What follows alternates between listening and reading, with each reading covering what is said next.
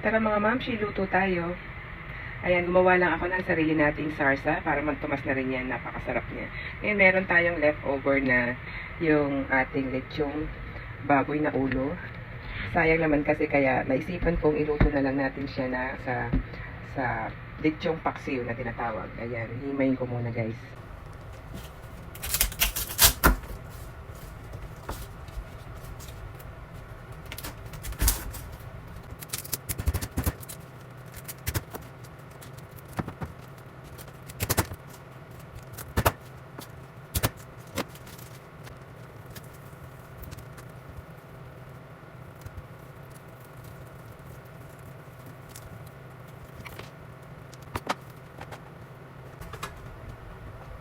Ganito siya karami.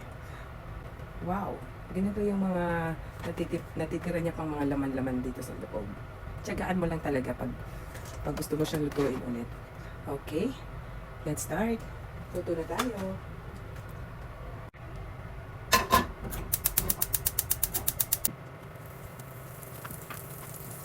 Susunod na natin ang ating bawang.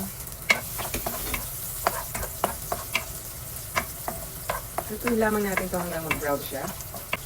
Ayan mga mamshi, pag lumabas na yung amoy ng bawang, pwede mo na ilagay yung ating lechong baboy. Ayan, lalagyan na natin. Dahan-dahan. Ayan, ayun. Ayan na ako gumamit ng mantika dito kasi ito ay magmamantika rin naman ito.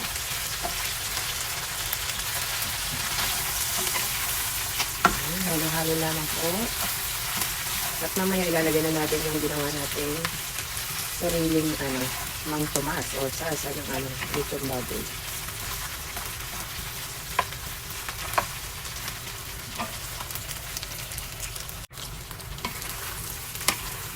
Ayan, pwede na natin ilagay ang ating sarsa. Halo lang natin. Halo lang natin lahat para mas masarap. Sa susunod ay isi-share ko din po ito kung paano kong ginawa. Dahil kahapon na lobat ang lola nyo, kaya hindi ko na siyang i-video. Lagyan natin siya ng konting tubig. Kuluan lamang natin ito hanggang maglapot yung ating sarsa. Masarap ito. Hindi tinipid sa sarsa. Kuluan lang natin siya ng mga 30 minutes pa siguro. Okay? At takpan na natin.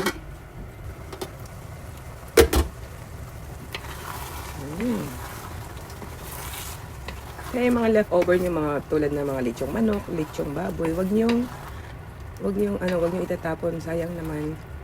Pwede nating i-remedyohan pa ng ganito. Gawa lamang tayo ng sarsa. Kung wala kayong sarsa sa bahay, pwede rin naman gumawa naman. Madali lang. Ayan, hindi pa tipid. Ang ginamit ko nga pala dito is liver ng manok. Tapos igigisa mo lang siya sa bawang sibuyas, lagyan mo siya ng asukal, suka at maraming paminta. Napakadali lang gawin pala. Tignan natin. Ang sarap. Wow. Okay guys, takpan pa natin, no? Mga 20 minutes pa. Okay, check na natin. Wow! Ayan na. Ayan, makikita niyo mga mamshi. Guys, nagmamantika na siya. Lumabas yung mantika ng ating lechong baboy at ang ating sarsa. Ayan, malambot na rin siya. Okay. This is it.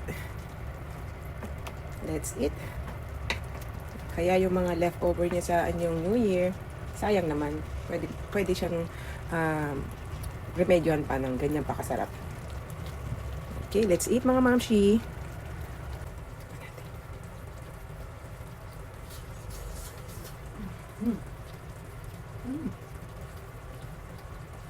Sarap.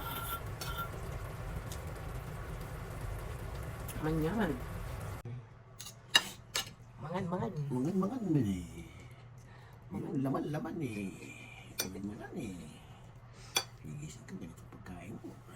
Laman eh. one bite. Sarap pa si Ron dito. Mm. Yaman. Mm-hmm. No? Mm-hmm. Okay, thank you guys. Thank you for watching. Bye-bye.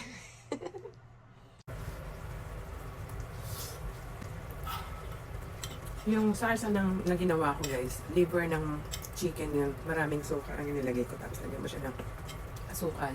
Ulitin ko asin sa paminta. At i-blender mo lang siya pag wala nung pang mix na ano, pampino. Tawag doon. Ito kakalabasan nito. Ang sarap.